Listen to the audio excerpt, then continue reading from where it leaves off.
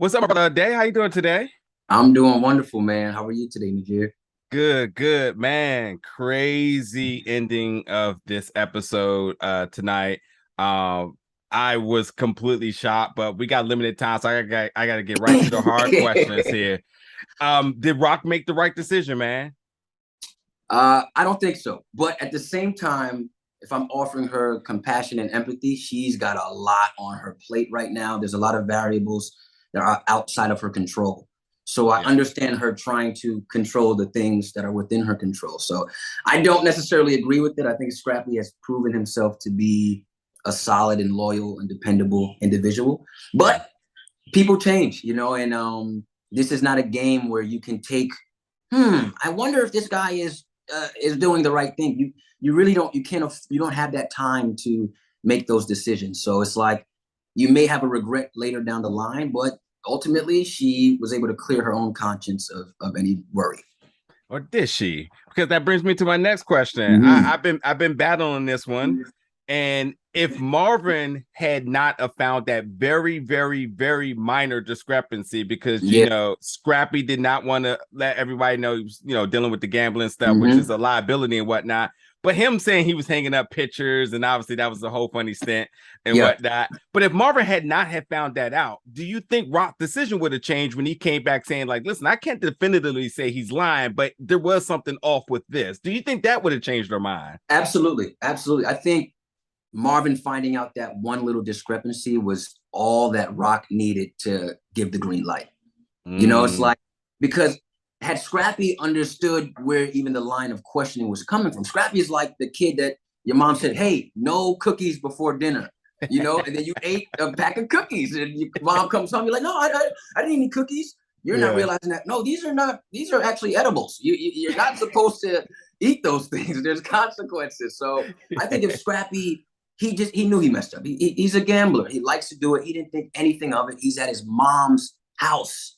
If Yeah. any place is safe, it's my mom's house. Yeah. Yeah.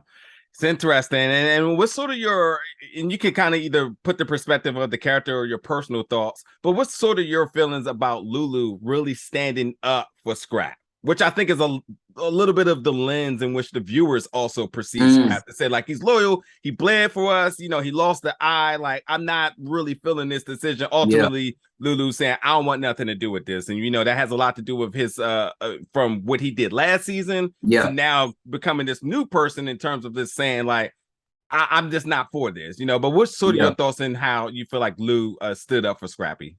I think Lou is a voice of reason, which is why Rock keeps him around. He doesn't always want to get his hands dirty, but she goes to him before she goes to Marvin to figure out, should I do this?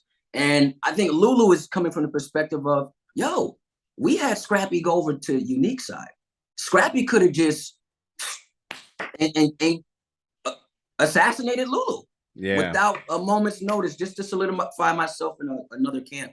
So I think Lulu is really taking stock into, like, whoa, but this guy has showed up here. He showed up here. He showed up here. He got chased by the cops, didn't do anything. He got arrested when he was fighting Kanan and didn't say or do anything. So why all of a sudden now do we feel like he's snitching? What reason does he have to snitch? Come on.